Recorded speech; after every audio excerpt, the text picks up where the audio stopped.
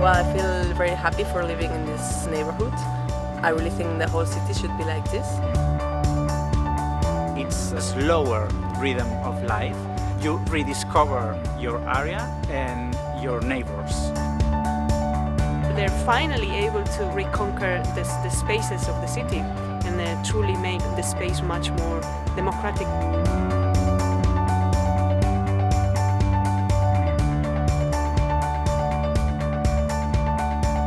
We have detected a number of problems that we had in Barcelona, and we have too much traffic, we have a lack of green spaces. With the Superblocks project, we are trying to reclaim back some space that we now using by cars and to put it back to all those streets that are more linked to what pedestrians and people and a human scale city needs. It was September of 2016.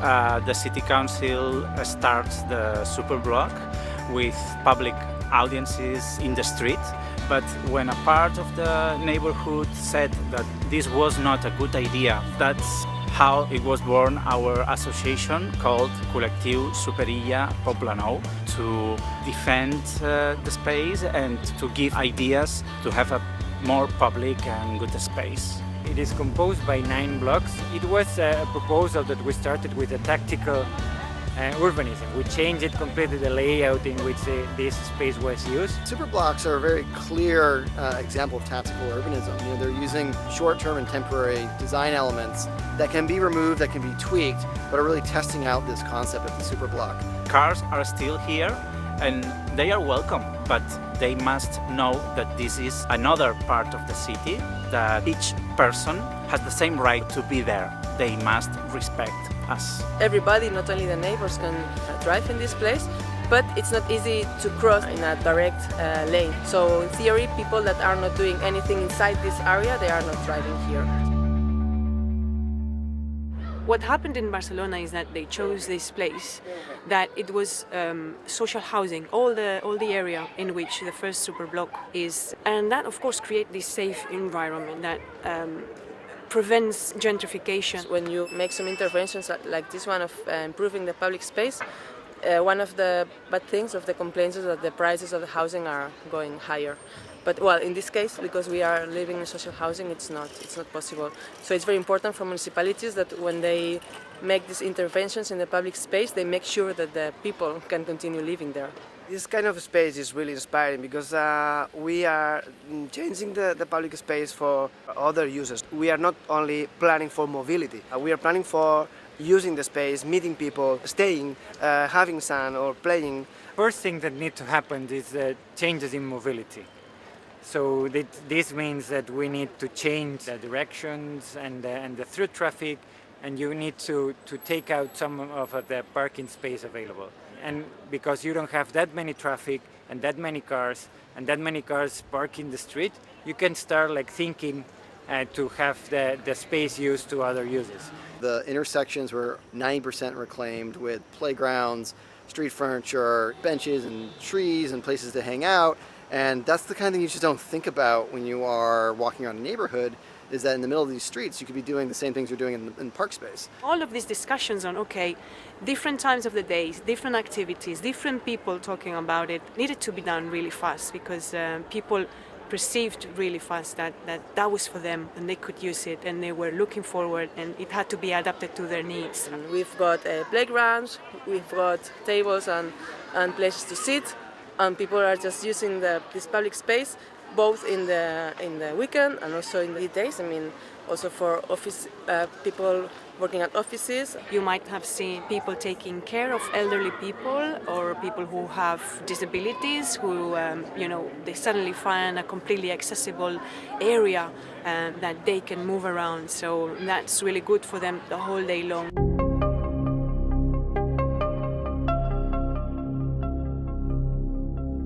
This used to be a street with a really wide space for cars, with really narrow sidewalks, and now we have this pacified space where still cars can go in, but really low speed, and we have some gardens and places for the kids to play and to use just the public space. You can see these pictures.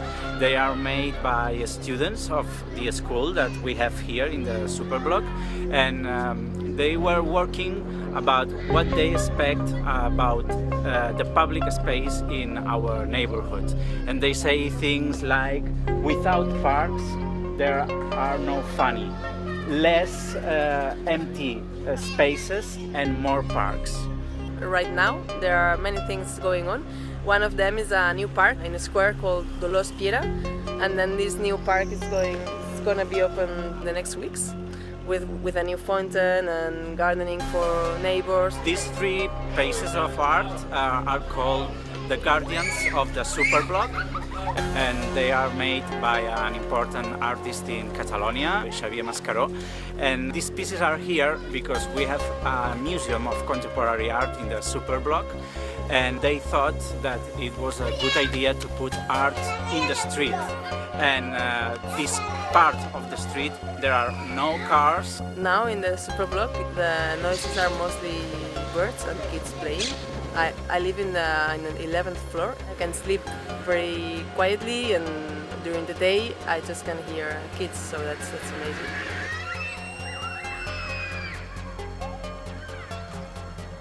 So we have another project that we have just opened, the Superblock around the San Antonio market. That it's a very dense area in which you have a lot of people living there, a lot of people working, but also one of the main markets of Barcelona. Because it was refurbished, we take the opportunity to ask the residents around the market if they wanted the space around the market to be a Superblock and do not have through traffic around that area. Introducing a lot of more green areas and a lot of and sitting for resting, and a little bit of like breath space for the market. In the past we even didn't know with the neighbors each other, because we just didn't meet at the street, because we were not spending time at the street, we were just passing by. But since 1.5 years ago, it's very difficult to get out from the Superblock because you meet everyone. You can say good morning, good afternoon, oh, your kids are growing up. We need to have more spaces like this, because if we want people actually living in Barcelona, we have to give them a space that it's not harmful for them, not only with regards to emissions and all the particles that are coming from traffic, but also with regards to noise.